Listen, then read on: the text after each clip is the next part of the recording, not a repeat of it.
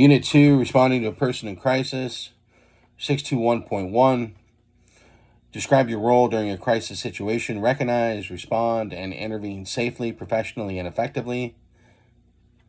Ensure the safety of all people involved. Provide assistance to the person or people in distress. Restore or maintain peace. Act on any law violations and document the incident as appropriate. 621.2. Identify the characteristics of a crisis situation. A state where an unmanaged conflict quickly evolves into intense difficulty, trouble, or danger. The affected person feels unprepared and pressured to take action or make decisions. The person perceives the event as significant and threatening, has used all coping strategies without success, and is unable to pursue alternatives. Triggered by significant life events, death of a loved one, health issues, financial job loss, separation, natural disasters, house fires, or vehicle accidents. 621.3. Identify factors that influence how a person responds to a crisis. Economic, personal, and social dynamics. Psychological elements and physical considerations. Effect of the crisis on the person's self-image and community standing. The presence of additional cumulative stressors, example, low savings when losing a job, and the strength of their support network. 621.4, describe common reactions of a person in crisis. Behavioral signs, anger, cursing, making threats, and shouting.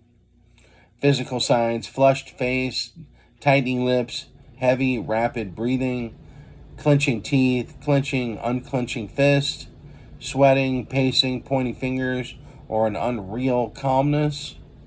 Diminished capacity for logical thinking and decision-making.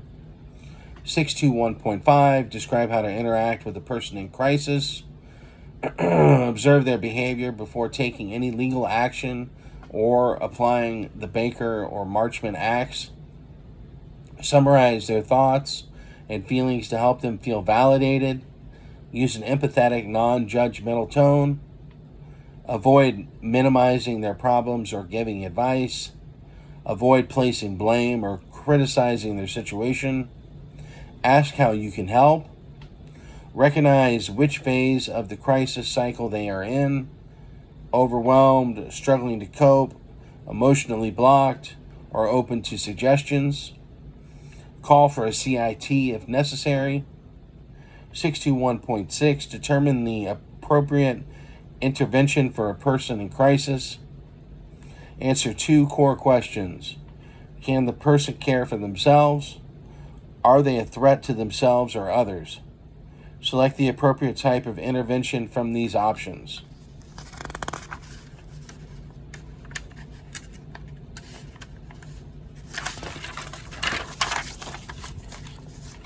The options are relocating the person to a safe environment, taking the person into custody if they have committed a crime, initiating an involuntary treatment referral via the Baker Act or Marchman Act, making a referral for social services, arranging for or providing transportation as necessary.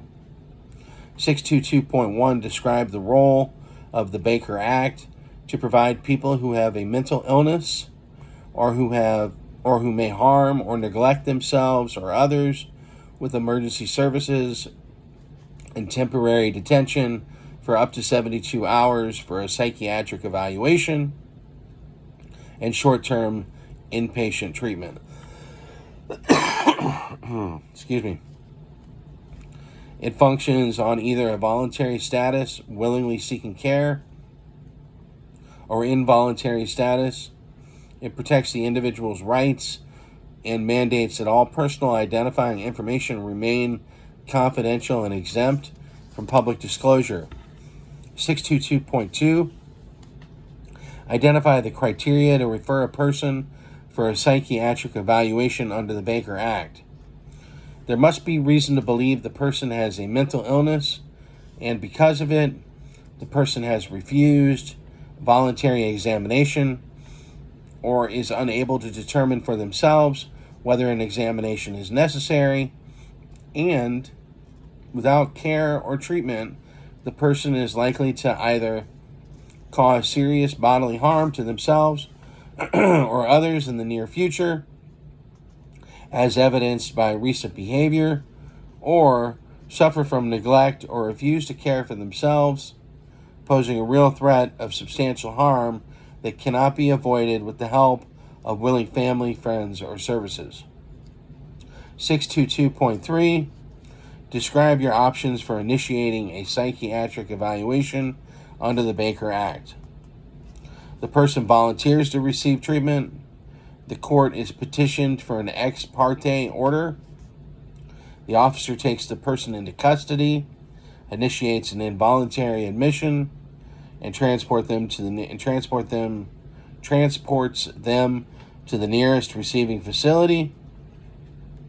A authorized professional, physician, clinical psychologist, psychiatric nurse, mental health counselor, marriage or family therapist, clinical social worker executes a certificate. 622.4, describe how to assess a person for a psychiatric evaluation referral. Determine if a crime occurred, its nature, and if the person has stable housing or a community support system.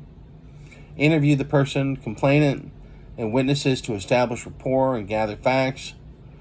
Evaluate the person's mental status by looking at environmental factors, behavioral actions or statements, and any self-inflicted injuries. Provide first aid and request EMS if injuries are present. 623.1, identify characteristics of a person at risk for suicide. Talking about committing suicide, attempting self-injury, or writing suicide notes or death drawings. Formulating a specific suicide plan. Behavioral changes. Giving away personal belongings, loss of appetite, and self-destructive habits, drinking, drugs, or self-cutting. Depression, obsessive talk about death, or an eerie, calm demeanor. 623.2, describe how to interact with a person at risk for suicide. Try to establish rapport and keep the person talking. Listen carefully to what they are saying and how they are saying it to learn the immediacy of the threat and planned method. Show support, empathy, and interest by talking directly to them without judgment. Convey patience, reassurance, and hope. Observe body language to gauge their motivation and willingness to accept help. Consider directly asking the person whether they are thinking of killing themselves and how they would do it. 623.3, describe appropriate intervention and referral for a person at risk for suicide. Before arrival, request backup, EMS, or CIT. Coordinate tactics and check dispatch for weapons history or intended suicide methods. On scene, immediately check for weapons. Clear bystanders and remove potential weapons or aggravating stimuli.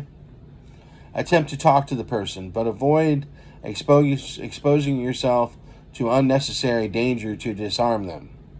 Use less lethal weapons, example pepper spray, or deadly force if a suicide by cop attack occurs. Do not leave the person alone. Take them into custody under the Baker Act if they meet the criteria and deliver them to a receiving facility. Provide resources like the 988 Suicide and Crisis Lifeline. 624.1, differentiate between substance use and substance abuse. Substance use is the intake of substance, legal prescription, or illegal recreational that can lead to abuse, but is initially a single instance or casual intake. Example, casual drink with friends, taking aspirin daily. Substance abuse is the inappropriate use of a substance that negatively affects the mind and body adversely impacting a person's social, occupational, psychological, or physical health.